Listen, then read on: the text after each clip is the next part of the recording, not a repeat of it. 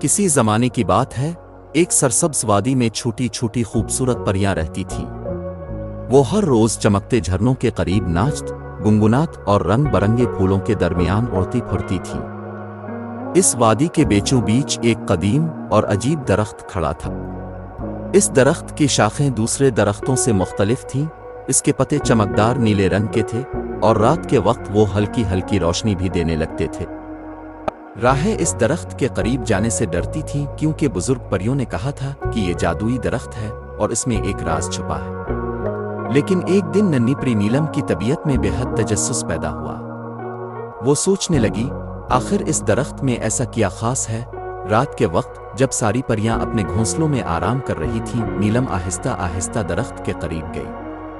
جیسے ہی اس نے درخت کو چھوا، اچانک ایک مدھم سی روشنی پھیل گئی اور درخت بول پڑا، شکریہ نیلم، تم نے میرا طلسم توڑ دیا۔ نیلم حیران رہ گئی اور کانپتے ہوئے بولی، تم کون ہو؟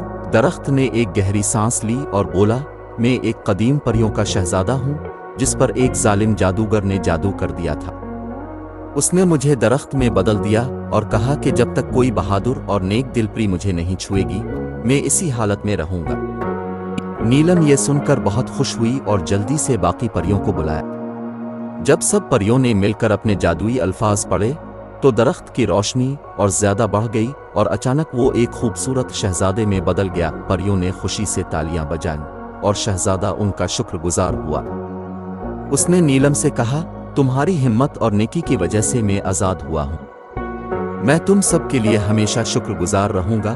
اس دن کے بعد وہ شہزادہ پریوں کا دوست بن گیا اور ان کے ساتھ ہنسی خوشی رہنے لگا۔